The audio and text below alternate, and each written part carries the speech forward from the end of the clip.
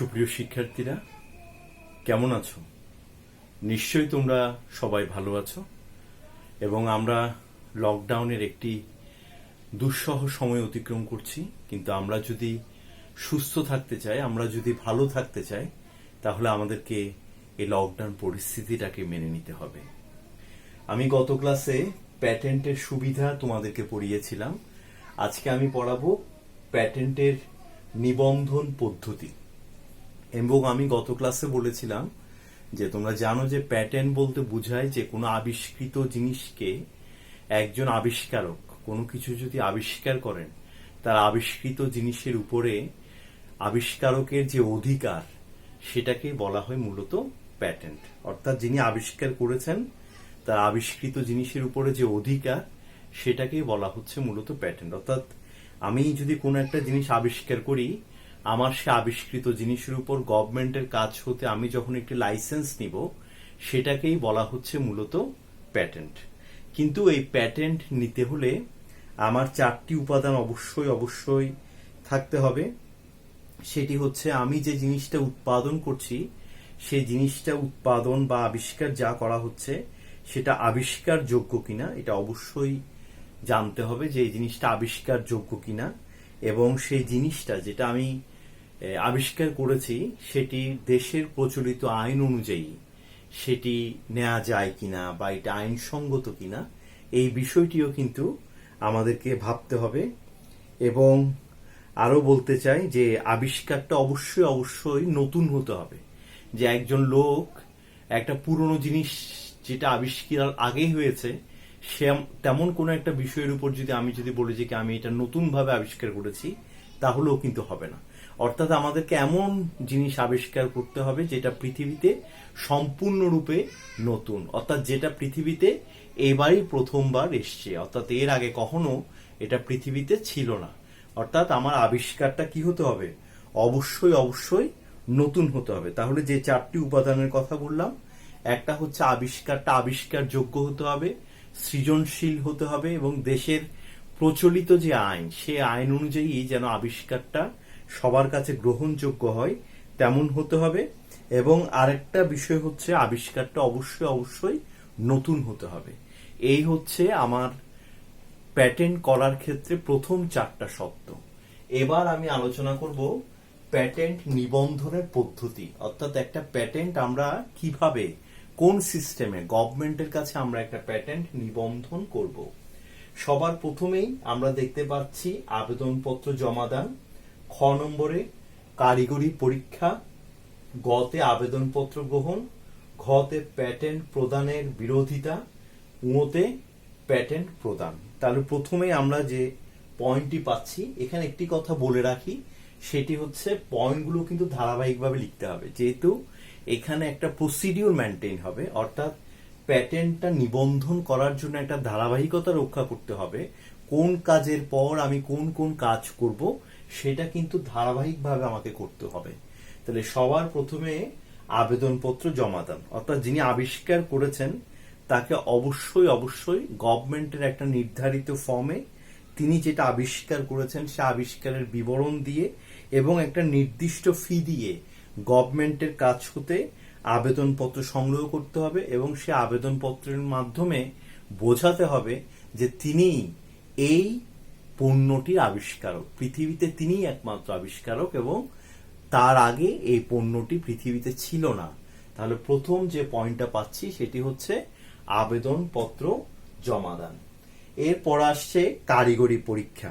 Patent নিবন্ধনের আবেদনপত্র ও যা দলিল আছে, অর্থাৎ আমি যে আবিষ্কারটা করেছি এটা প্রমাণ করার জন্য যত ধরনের দলিল আছে, সবগুলো দলিল এবং ডকুমেন্ট সাবমিট হওয়ার পর যদি গভর্নমেন্ট কর্তৃপক্ষ যদি মনে করে থাকে যে এই ধরনের আবিষ্কারটির একটি কারিগরি পরীক্ষা করা উচিত, তখন তারা এটার একটা কি করবে? কারিগরি পরীক্ষা করবে।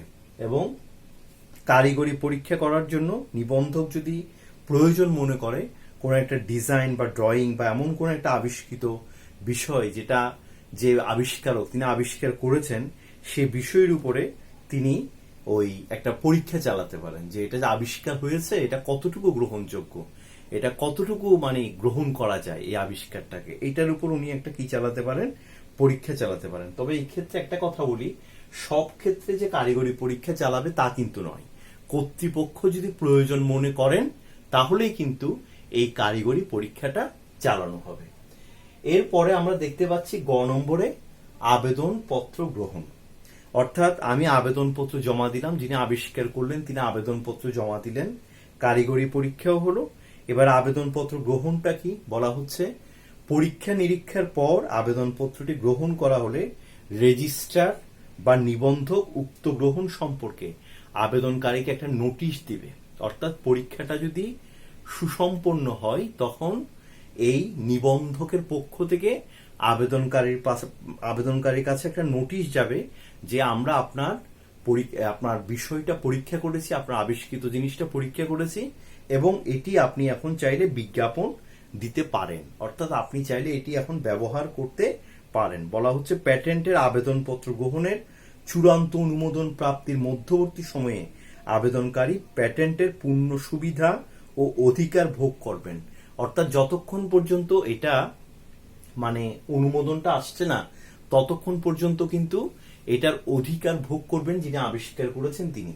যখন অনুমোদনটা পুরোপুরি চলে আসবে অবশ্যই তো তিনি সেটার মালিকানা পেয়ে যাচ্ছেন, কিন্তু আসার আগ পর্যন্ত কিন্তু এটার অধিকার কিন্তু ওই আবিষ্কারকের কাছেই থাকছে। তাহলে যেটা বলতে চাচ্ছি সেটা হচ্ছে যে আবেদনপত্র গ্রহণ তখনই নিশ্চিত হওয়া যাবে যদি তারা কারিগরি পরীক্ষার প্রয়োজন মনে করে কারিগরি পরীক্ষাটা করবে, আর কারিগরি পরীক্ষার প্রয়োজন মনে না করলে তাহলে যিনি আবিষ্কার করেছেন তার কাছে একটা নোটিশ যাবে, একটা রেজিস্ট্রার একটা নোটিশ যাবে যে আমরা আপনার আবিষ্কারটা গ্রহণ করেছি, এবং আবেদনকারীকে নোটিশ দেওয়া হবে এবং গ্রহণ বিষয়ে একটা বিজ্ঞাপন দেওয়া হবে যে এই ধরনের একটি আবিষ্কার হয়েছে দেশে, এই ধরনের আবিষ্কারটা করেছেন অমুক ব্যক্তি, এই ধরনের একটি বিজ্ঞাপন দেওয়া হবে। এবং শুধু তাই নয়, যে এই আবেদনপত্রটা যখন গ্রহণ করা হবে অর্থাৎ আবিষ্কারটা যখন একদম ফাইনাল হয়ে গেছে যে তিনি আবিষ্কার করেছেন এবং পৃথিবীতে তিনি একমাত্র ব্যক্তি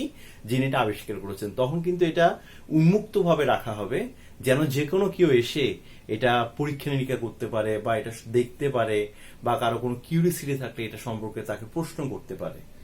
এই হচ্ছে মোটামুটি তৃতীয় ধাপ আবেদনপত্র গ্রহণ। এরপর আসছে প্যাটেন্ট প্রদানের বিরোধিতা।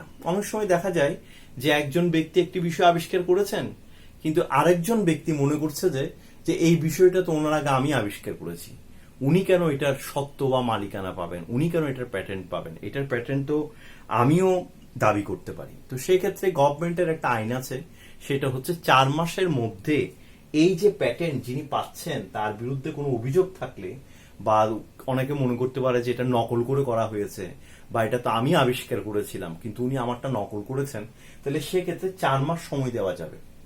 অর্থাৎ প্যাটেন্টের বিরোধিতা করার জন্য সর্বোচ্চ 4 মাস সময় পাবেন একজন ব্যক্তি।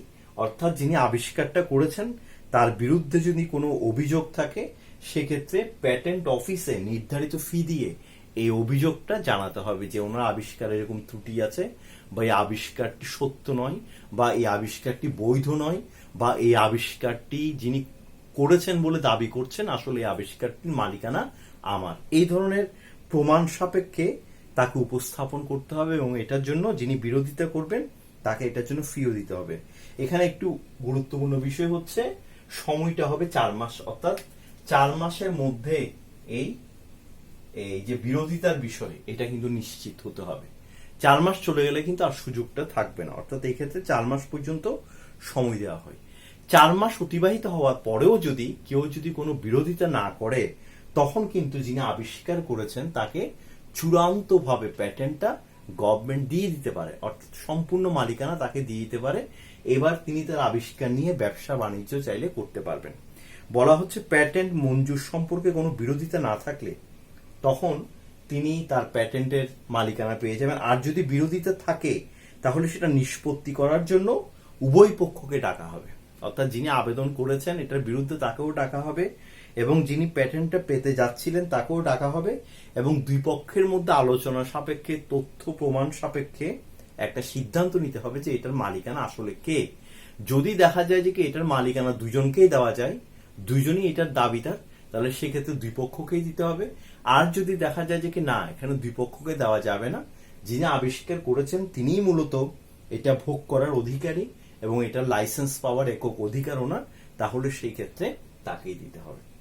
আমাদের দেশে 1911 সালে এই প্যাটেন্ট আইন ও ডিজাইনের যে রেজিস্ট্রেশন বা নিবন্ধন, সেই পদ্ধতিটি এখনো বহাল আছে। কিন্তু এটাও সত্য যে আমাদের দেশের অনেক ক্ষুদে বিজ্ঞানী আছেন যারা বিভিন্ন ধরনের জিনিস আবিষ্কার করছেন, আমরা ফেসবুকে দেখতে পাই।